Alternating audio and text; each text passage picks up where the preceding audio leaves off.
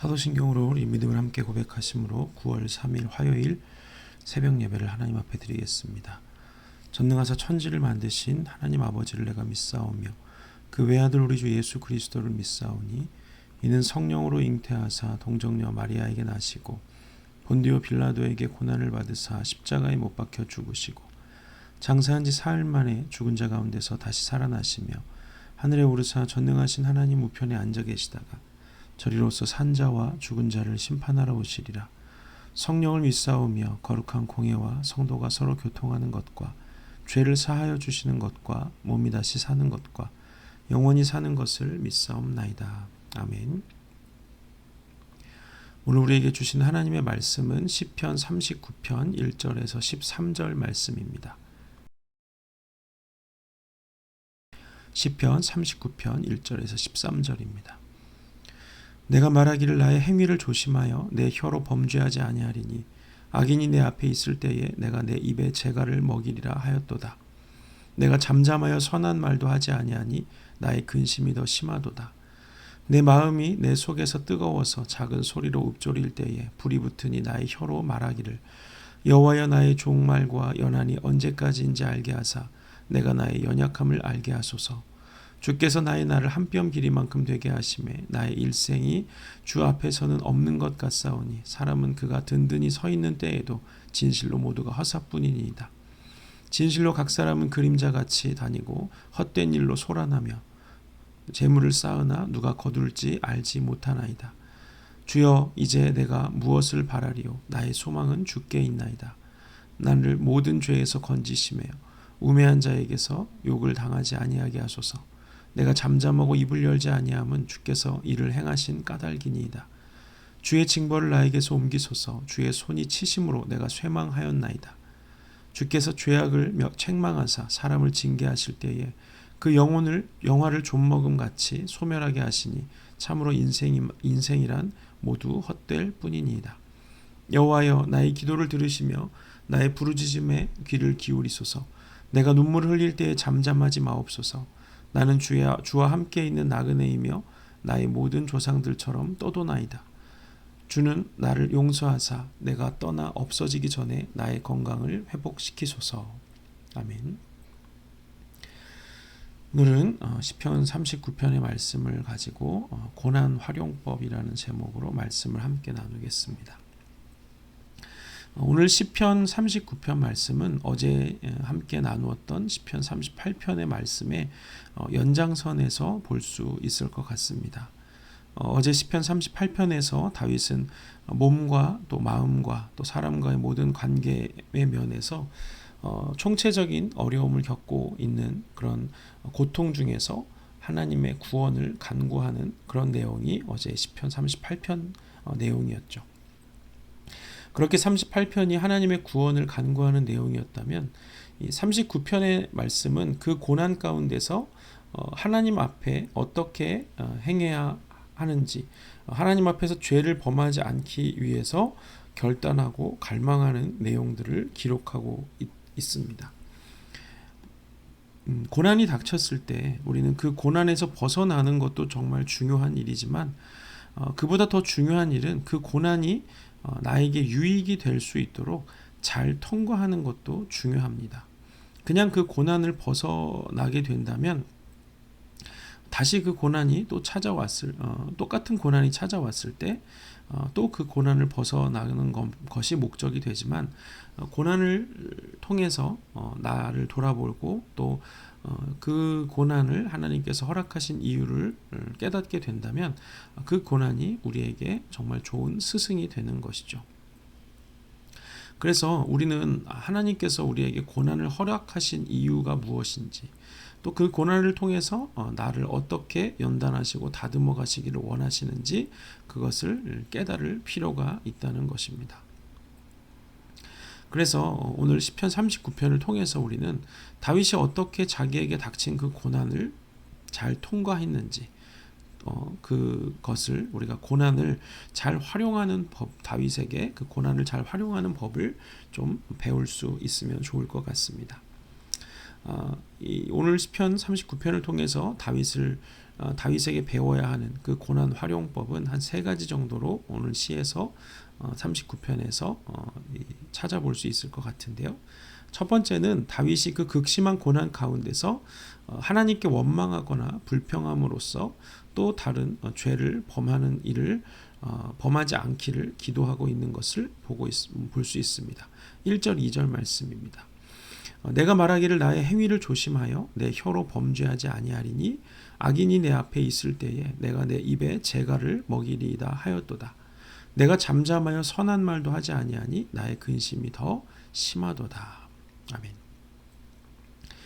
이 고난 가운데서 우리가 가장 범죄하기 쉬운 것은 바로 우리의 입으로 불평을 하고 원망을 하는 것이죠. 그것을 너무 잘 아는 다윗은 자기의 혀로 범죄하지 않기 위해서 짐승들이 사람을 물지 못하게 하는 그 재갈을 입에 물고 있겠다고 다짐을 합니다. 더욱이 입을 굳게 다물고 선한 말도 하지 않겠다 이렇게 이야기를 합니다. 우리는 참으로 많은 말들을 쏟아놓고 살아가는데 그러나 그 중에 정말 필요하고 유익한 말이 얼마나 될까요? 더욱이 고난 중에서 우리 입에서 나오는 말은 나를 향해서 또 이웃을 향해서 또 하나님을 향해서 유익하기가 참 어렵습니다. 하나님은 사람을 훈련시키실 때 특히 이 말에 대한 훈련을 많이 시키시죠. 왜냐하면 말에는 하나님이 주신 권세가 있기 때문입니다. 하나님께서 세상을 창조하실 때도 말씀을 통해서 창조하신 것처럼 하나님의 형상을 닮은 우리의 입에서 나오는 그 말에 권세가 있기 때문이죠. 그렇기 때문에 하나님으로부터 나온 이 선한 말은 살리는 능력이 있지만 하나님으로부터 오지 않은 악한 말에는 죽이는 능력이 또 있는 것입니다. 고난 가운데서는 하나님이 나를 버리신 것처럼 또 하나님이 나를 떠나신 것처럼 느껴집니다. 예수님께서도 십자가에서 죽으심을 당하실 때 어찌하여 나를 버리셨나이까 이렇게 부르짖으시죠. 그렇다는 것은 고난 가운데 하나님이 우리에게 원하시는 것은 어떤 환경이나 상황 속에서도 하나님을 의지하고 신뢰하는가를 확인하고 싶어 하시기 때문에 하나님이 우리 앞에 나타나시지 않는 것처럼 느껴집니다. 마치 하나님이 숨어 계신 것처럼 느껴지죠. 그래서 그 고난 가운데서 하나님이 마치 나와 끊어져 계신 것 같고 하나님이 보이지 않는 것 같은 그런 상황이기 때문에 우리 입에서 나오는 말들은 하나님으로부터 오는 말이 아닌 경우가 대부분인 것이죠. 그러니까 고난 가운데서는 어떤 변명이나 원망이나 불평이나 혹은 다윗이 말했던 것처럼 어떤 선한 말조차도 말을 아끼고 잠잠하는 것, 그것이 지혜로운 처사라는 것이죠. 그래서 우리는 이 고난을 만났을 때, 고난 가운데 있을 때 다윗에게서 침묵하는 법을 배워야 합니다. 그래서 우리 입술로, 우리 권세가 있는 우리 입술로 독을 뿜어내지 않도록 침묵하면서 하나님을 기다리는 것을 배워야겠죠. 둘째는 다윗은 육신과 마음과 그 관계의 어려움으로부터 배운 것이 이 고난을 통해서 깨달은 것이 있는데 그것이 무엇이냐면 자기가 얼마나 작고 초라한 존재이고 또 인생이 유한하다는 사실, 내가 얼마나 연약한 존재인가를 깨닫게 되었다는 것입니다. 4절부터 6절 말씀입니다. 여호와여 나의 종말과 연한이 언제까지인지 알게 하사 내가 나의 연약함을 알게 하소서. 주께서 나를 한 뼘 길이만큼 되게 하심에 나의 일생이 주 앞에는 없는 것 같사오니 사람은 그가 든든히 서 있는 때에도 진실로 모두가 허사뿐이니이다. 진실로 각 사람은 그림자같이 다니고 헛된 일로 소란하며 재물을 쌓으나 누가 거둘는지 알지 못하나이다. 아멘. 이 사람에게 이 육신의 질병, 갑작스러운 육신의 질병이 찾아오게 되면 이 건강할 때는 생각하지 못했던 죽음을 생각하게 되고 죽음을 직면하게 됩니다. 세상의 속담 중에는 이런 속담이 있죠. 돈을 잃으면 적게 잃은 것이고 친구를 잃으면 많이 잃은 것이고 건강을 잃으면 전부 잃은 것이다. 이런 말이 있습니다. 그러니까 아무리 많은 권세와 명예와 권력을 가졌다고 할지라도 건강을 잃어버리면 모든 것을 잃어버린 아무것도 소용이 없는 상태가 된다는 것입니다. 그래서 중국을 통일한 진나라의 시황제도 자기의 모든 권력과 부귀영화를 가지고 그가 자기가 건강하게 영원히 죽지 않기 위해서 불로초를 평생 구하러 다녔던 것을 보게 되죠. 이렇게 사람은 건강을 잃게 되었을 때 죽음을 직면하게 되고 자기가 얼마나 죽음 앞에서 연약한 존재이고 유한한 존재인지를 깨닫게 되는 것입니다. 믿음의 시작, 우리의 믿음이 시작되는 곳이 어디냐? 그것은 바로 내가 얼마나 연약한 존재이고 보잘것없는 존재이고 정말 내가 아무것도 아니구나. 다윗이 고백했던 것처럼 내 인생이 정말 한 뼘밖에 안 되고 하나님 앞에서는 내가 없는 것 같고 그림자 같은 그런 존재구나 하는 것을 깨닫는 것입니다. 그래서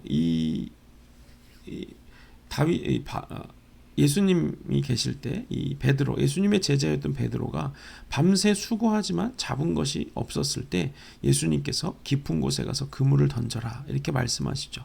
그런데 예수님의 말씀을 따라서 그렇게 했더니 두 배가 가득 차서 배가 가라앉을 정도의 많은 물고기를 얻은 후에 베드로가 깨달은 게 무엇입니까? 자기가 죄인이라는 사실이었습니다. 그래서 주님 앞에 엎드리면서 주여 나를 떠나소서 나는 죄인입니다. 이렇게 고백하죠. 또한 평생을 율법을 철저히 지키면서 또 그 시대에 가장 뛰어난 스승이었던 가말리엘의 수제자였던 바울도 로마서에서 오호라 나는 공고한 자다. 이 사망의 몸에서 누가 나를 건져내랴. 이렇게 절망적인 탄식을 하는 것을 보게 됩니다. 바로 그런 절망, 내가 정말 죄인이구나. 나는 유한하구나. 죽음 앞에서 나는 정말 아무것도 아니구나 하는 것을 깨닫는 그 절망이 바로 우리가 예수님을 만날 수 있는 때라는 것이죠. 아브라함이 자기 자신의 힘과 모든 능력을 포기하고 하나님의 약속에 의지했을 때 비로소 이삭을 얻을 수 있었고, 또 에스더가 죽으면 죽으리다 하고 금식하고 기도할 때 나라를 구할 수 있었던 것처럼 더 이상 내 힘을 의지할 수 없다고 두 손을 들고 하나님 앞에서 완전히 항복하게 되는 그때가 바로 하나님이 이 일을 시작하시는 때입니다. 우리에게 고난은 바로 그것을 깨닫게 하는 이 스승이라는 것이죠.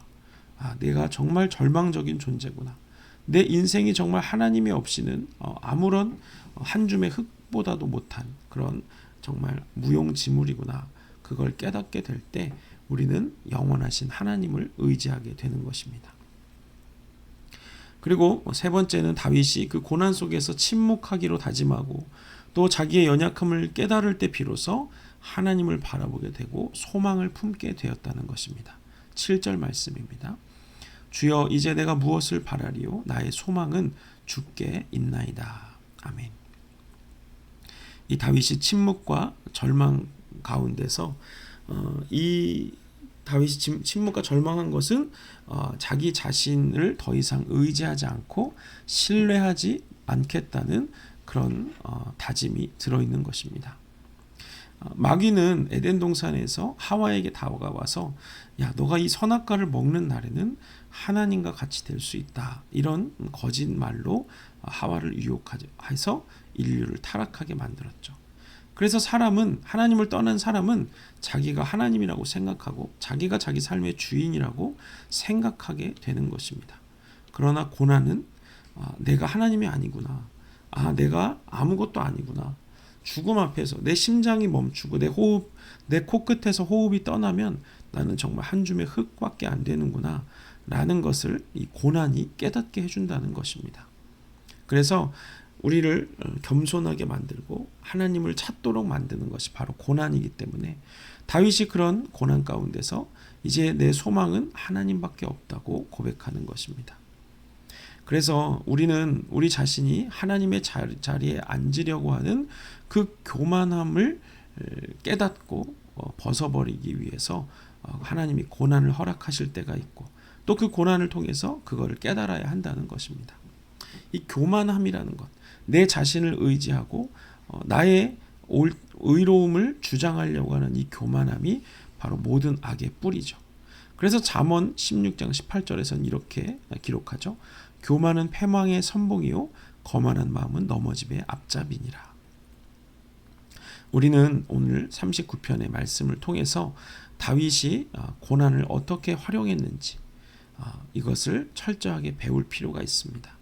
우리에게도 시시각각 정말 우리 힘으로 해결할 수 없는 고난들이 다가오지만 그때 우리가 해야 할 것은 입을 굳게 다물고 침묵하면서 또 내 자신이 아무것도 아니라는 것을 깨닫고 겸손함으로 오직 하나님만이 나의 구원이고 내가 이제 바랄 것은 내 소망은 하나님밖에 없다고 고백할 수 있는 우리 부으시는 교회 모든 성도들이 되시기를 주님의 이름으로 축복합니다.